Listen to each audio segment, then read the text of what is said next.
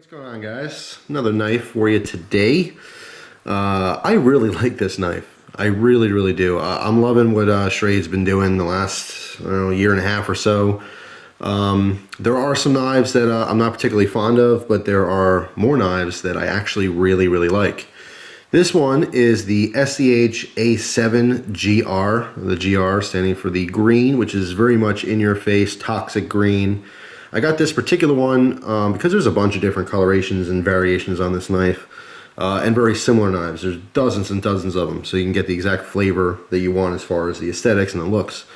But I got the green one just because I like the combination between the green and the black, and just to be different. I've talked about this before, but you know, just like the next guy, I love black knives. I love cool, tactical looking knives. But you know, I'm kind of missing some color. It's a little monotonous to just see the same black on black on black with some black and a little black on the side. So I like the color. I think it's pretty cool. It's kind of bold. It's a little zombie-esque. And if that's not your thing, that's okay. Like I said, there's tons of other colors. Just want to show you the box real quick. Same box, pretty much all the new stuff. The green and gray. So anyway, yeah, the black on the green I think looks really cool. Just awesome contrast. Black hardware, black blade, black liners, black lock, of course black pocket clip, black thumb stud, but just those solid green in your face scales. So let's get some specs out of the way of this, because I have a couple things I want to talk about with this one.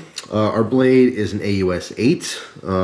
Performance is very adequate. It, you know, needs some sharpening after a while, but you know, any $40 knife or less is of course going to need some sharpening. That's what these usually sell for, about 40 bucks. Really going to depend on you know, where you're buying it. Don't expect to pay more than 40 though. If you're seeing these for anywhere more than 40, shop around. There's probably 7 or 8 sites, you know, off the top of my head that had this for 40 or less, like in the 30 to $40 range. But anyway, our blade, 3.3 inches on this. Interesting blade style. I like it. You know, a lot of these reverse tanto style blades or modified reverse tanto, but I mean, as far as what you specifically want to call this, it doesn't really matter. You're looking at it, I'm looking at it, that's the shape. It's got nice little solid curvature the entire length of the blade. Nice acute point on this. It's a good slicer. Best slicer, no, but it's certainly adequate for, you know, like an EDC knife. 3.3 inches on that. It's enough knife, you know, for like an EDC knife, an everyday carry.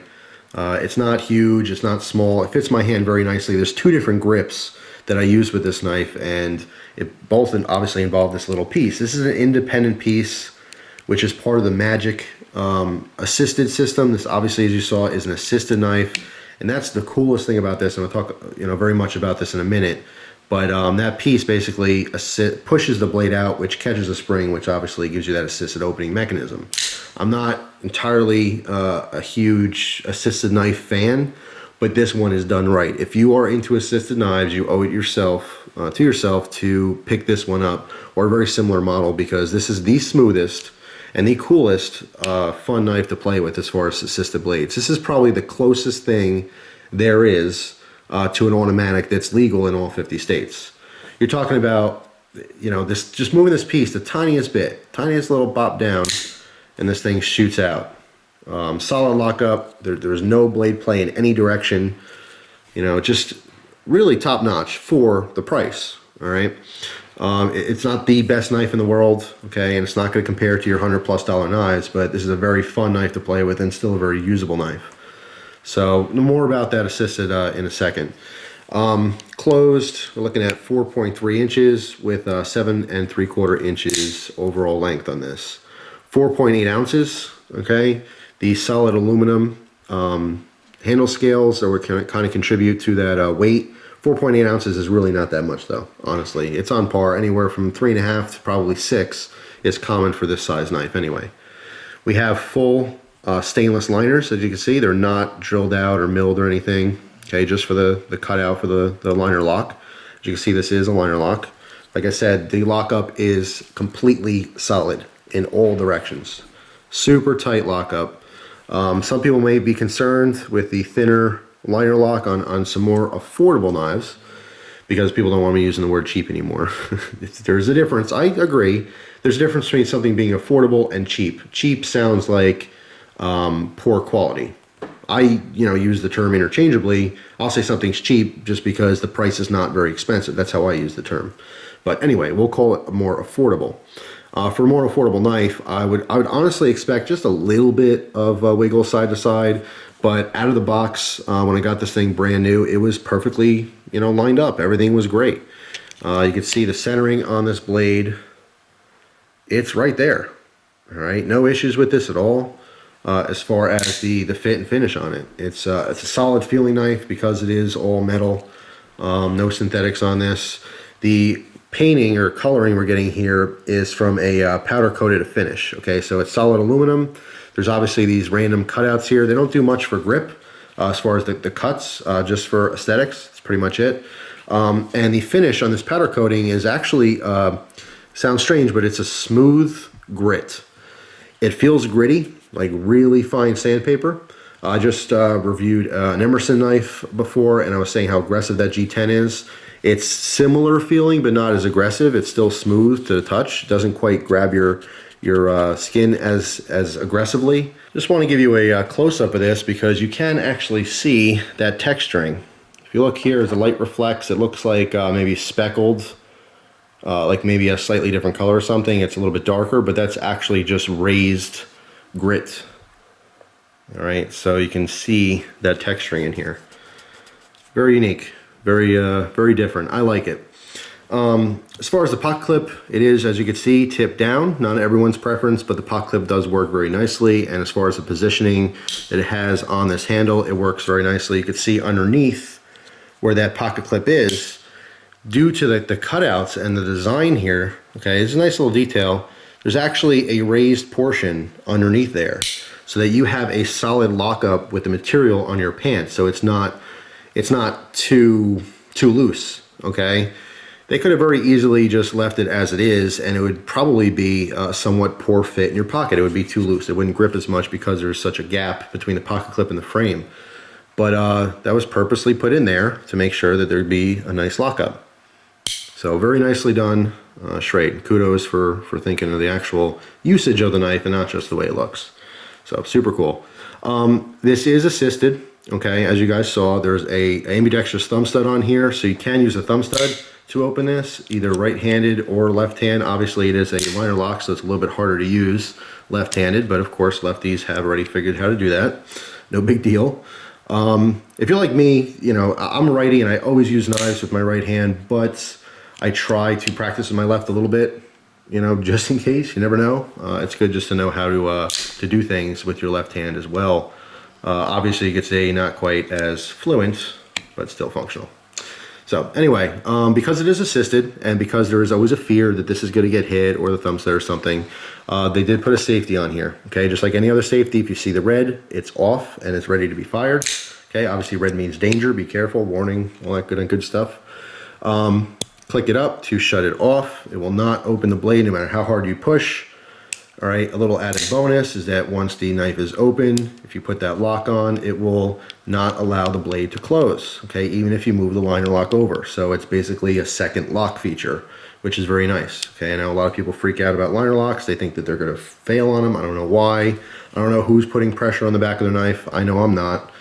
I don't really have an issue with liner locks, but just in case you're one of those people that are a little bit weird on liner locks, that should hopefully set your mind clear of any kind of issues as far as the lock failing. You literally have a secondary lock.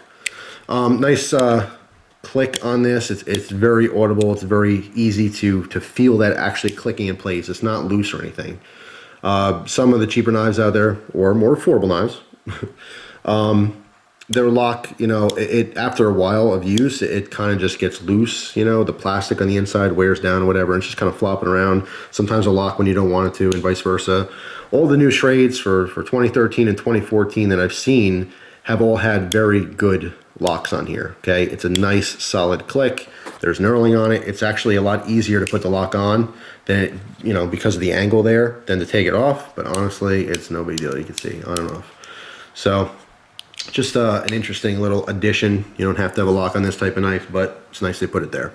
So quick look at our hardware. You can see Torx for the pivot and a smaller Torx for the body. As we turn this around, you can see this is a free-flowing knife. There are 2 standoffs or pillars. All right, this is a better design if you're concerned about, of course, dirt and grime and dust and lint packing in your knife, okay? A lot of people prefer this style of knife as opposed to a backspacer. Total preference, doesn't really matter either way. But super, super smooth. I have to say, this knife, as far as assisted knives go, and as I mentioned many times, I'm not a huge assisted knife guy. I much prefer a manual knife. And that's the only drawback to this knife, is that I don't have the option to slowly open this. You just can't. It's assisted whether you're hitting the piece on the back or, you know, either one of the thumb studs. That's your only option. So for me, that's a little bit of a negative, just again, preference. But as far as assisted knives go, I have right now 30 knives on my desk, ready for review. No joke, 30 knives sitting there or more. And this is the knife that I pick up, besides the Balisong that's on there. This is the knife that I grab to play with while I'm, you know, watching YouTube videos and doing editing and stuff like that. This is the smoothest and the coolest of any assisted knife I've seen yet. There's such small amount of movement needed for this. It is a very solid feel on here. There's knurling all the way around. Okay, it's very comfortable to use. It looks like a flipper. It acts like a flipper, only you're not, you know, using a lot more pressure in there. You're literally just moving it a little bit. This is an independent moving piece, okay, that's inside the frame. You can see it goes from there to there. And if you look in here, you can see there's a little tab. Okay, that's what this is pushing. It's pushing that little tab inside the frame. You can see the stainless steel shining back at us. And all that tab does is it pushes on the back of the blade. Actually, let me do it this way. Let me show you this closing so you can see it. Okay, let me let that focus for a second. As I close this blade, let me get a good angle for you guys. As I close this blade, the back of the blade, you can see it coming in. It nestles perfectly in the frame, and that little tab sits perfectly flush on it. When you push down on this piece, it nudges the blade forward just enough to catch the spring on the inside, which shoots it out into a fully open and locked position. This is not an automatic knife. Pretty much anyone, even cops, okay, who aren't knife guys, who pick this up and open it is going to say, that's an automatic knife. But it's not. By terminology, by definition, by law, this is legal in all 50 of the United States, you know, in America, obviously. Different countries have different laws. I'm not going to speak to that because I'm not an expert in that. But in the United States, you can have this in any single state. There's certain cities and certain, you know, local restrictions. That's a separate issue. As far as state laws, this is not an automatic knife. This is an assisted knife, which, as far as paperwork goes, it's a manual knife. But it's the closest thing to an auto. This is not a button, it's a mechanism, but it's not connected to the blade. It's its own independent piece. This is sliding around all the legality issues. I think, you know, automatic knife laws and balance, it's all ridiculous. It's all the most frustrating stuff for a knife person, and every single person watches this video. If you're watching this video, it's because you have an interest in knives and you feel the same passion that I do, is that these laws, they're outdated, they're stupid, they're redundant. Okay, any folding knife of today can be opened just as fast. I don't want to get into a whole rant with that, but you know, if you want to enjoy an automatic knife and you can't legally, this is your best option. It just has the smoothest feel, and it's such a pleasure to play with this knife. What we all do are play with our knives. Okay, if you love knives, you pick them up. You don't have to be cutting all day long. I have a knife in my hand half of the day, and I'm not cutting half of the day. All right, I just love opening and closing my knives. All right, and this one is just really, really fun to use. It feels like an automatic, and it's super fast. It locks up tight. It's awesome. Doesn't have the best steel in the world. Okay, that AUS 8 is just adequate. It's okay. It's fine as long as you have the ability to keep it sharp yourself, you know, or have someone who can do it for you. But the mechanism and the feel of the knife overall is phenomenal. Okay, it's up there with a $100+ knife. It just doesn't quite have the same materials as a $100+ knife. But yeah, this same exact knife came out with, I don't know, even 154 or, I don't know, got a VG10 or something. I mean, in 154 CM, I would buy this knife for $100. It's that cool. It's just the fact that, you know, the AUS 8, again, although adequate and, you know, reasonable within the price range, it's just not my preferred steel. But super, super cool knife. So again, if you don't like that green, there's other flavors and variations on this as far as color and, you know, the look of the knife. In fact, I'm gonna do a review on a similar model, pretty much the same thing, it's just different handle style and different color. But you'll see that in the future. But I'm really a fan of the Magic, you know, assisted knives. This one in particular, out of all of them, it feels great in the hand, and you know, it's a cool knife that you can actually use, which is you know, I don't know, a little bit harder to find these days. There's a lot of awesome knives to use, but not so many of them are that cool or fun to play with. And this one certainly is fun. So that's it. Hopefully you guys enjoyed the review. I thank you very much for watching, and stay tuned. I have some other knife reviews I'm going to be recording and stuff and posting soon. So I hope you guys enjoy those as well. So enjoy the rest of your day, and I will see you in the next video.